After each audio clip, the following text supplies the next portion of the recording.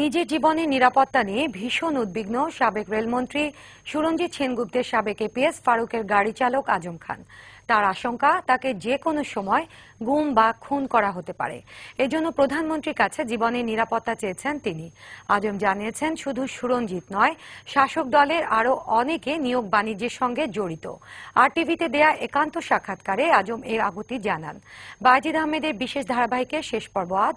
ক্যামেরায় ছিলেন মাহে আলম জেমস, রফিকুল ইসলাম ও ইসরাফিল বাবু। রেলের ৭৪ লাখ টাকা কেলেঙ্কারির ঘটনার পর থেকে ভয়ে পালিয়ে বেড়াচ্ছেন সাবেক রেলমন্ত্রী সুরঞ্জিত সেনগুপ্তের সাবেক এপিএস ওমর ফারুকের গাড়ির ড্রাইভার মোহাম্মদ আজম খান। দুঃসহ পলাতক জীবন থেকে স্বাভাবিক জীবনে ফিরে আসতে চাচ্ছেন প্রধানমন্ত্রীর সহযোগিতা। আমার মেয়ে অনেক কান্নাকাটি করে, আমারও খুব খারাপ লাগে, তাদেরকে দেখতে মনে চায়, বাবা আমার বুকে যাইতে মনে চায়। কিন্তু প্রধানমন্ত্রী এবং স্বরাষ্ট্রমন্ত্রী আমাকে হেল্প করে, নিরাপত্তাতে আমি যাব, আগের জীবনে আবার ফিরে যাব। আমার বাড়িতে তারা কন্ট্যাক্ট করছে আমার সাথে যোগাযোগ করার জন্য, তারপর আমার শ্বশুরের বাসায় আমার ওয়াইফের সাথে কন্ট্যাক্ট করছে। তো তখন আমি তাদের সাথে আমি যোগাযোগ করছি যে কি অবস্থা। বলতেছে তারাও আমাদেরকে অনেক করতেছে, হুমকি টুমকি দিতেছে, আমাদের কাছে তোমার নাম্বার চাইতেছে, তুমি কোথায় আসো বলতাম। তখন আমি তাদের কাছে ফোন দিয়েছিলাম, ফারুক সাহেবের কাছে ফোন দেওয়ার পরে ফারুক সাহেব বলতেছে, এপিএস ফারুক বলতেছে, দেখো আজম এখনো সময় আছে, যে টাকাটা কোথায় যাচ্ছে সেটা তুমিও জানো আমিও জানি, সমস্ত বার যেহেতু আমি নিছি, তুমি আর কাউকে ফাঁসিও না, সুরঞ্জিত সেনগুপ্তকে তুমি ফাঁসিও না, তুমি আমাকেই ফাঁসাও, টাকাটা আমার, এটা তুমি বলো।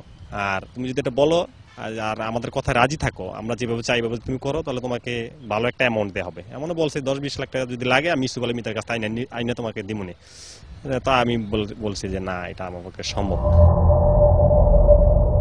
দুর্নীতির বিরুদ্ধে প্রধানমন্ত্রীর শক্ত অবস্থানে সাহায্য করতে ওই রাতে জীবনের ঝুঁকি নিয়ে সাহসী কাজটি করেছেন বঙ্গবন্ধুর একান্ত এই অনুসারী। আমি ঘটনাটা ঘটাইছি এই কারণেই যে এরপরে আর গাড়িতে তারা বলছে যে গাড়িতে টাকাটা নেওয়া রিস্ক, আমাকেও বলছে ফারুক সাহেব যে গাড়িতে টাকাটা নেওয়া রিস্ক, তো এখন টাকাটা আমরা অন্যভাবে নিব।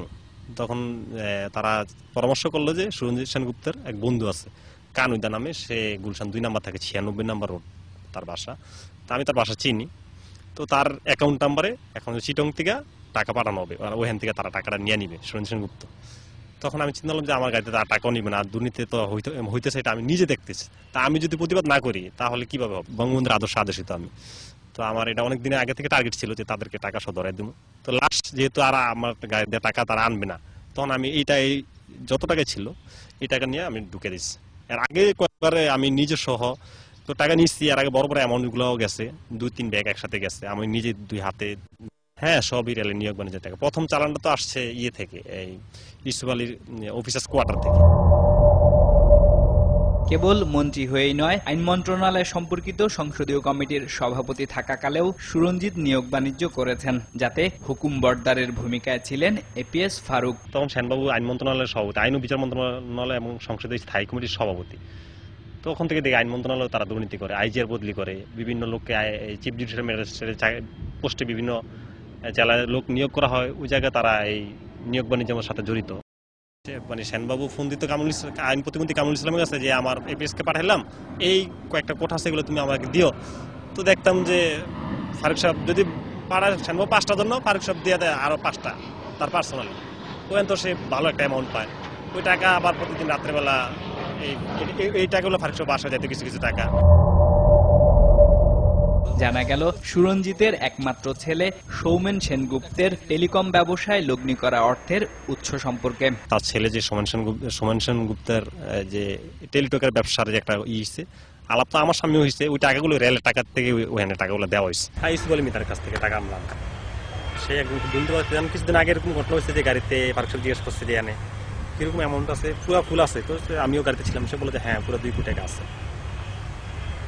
ওই টাকা নিয়ে আবার আমি নিজে হাতে করে আবার সেনবাবুর বাসায় একবার ভিতর রুমে ঢুকে দিয়েছি। মেইন ইটা হচ্ছে সুরঞ্জিত সেনগুপ্ত, সে প্রথমই রেলকে বলছে যে রেলের কালো বিড়াল ধরা হবে। এখন আমি দেখতেছি যে সে নিজে কালো বিড়াল বইনা গেছে আর কি, সে নিজে দুর্নীতি করছে, সবচেয়ে বড় দুর্নীতিগ্রস্ত তো সে একজন মন্ত্রী হয়ে যদি, একটা মন্ত্রণালয়ের প্রধান হয়ে যদি সে দুর্নীতি করতে পারে, তাহলে এই দেশটা কিভাবে ভালো চলবে।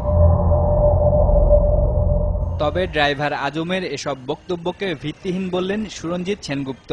আপনার কোনো বক্তব্য দাদা একটু বলবেন? এখন এই সমস্ত কথার অর্থ কি? এইগুলো কি সরকারকে ডুবানো না, গিয়ে এগুলো একটা কথা হইলো?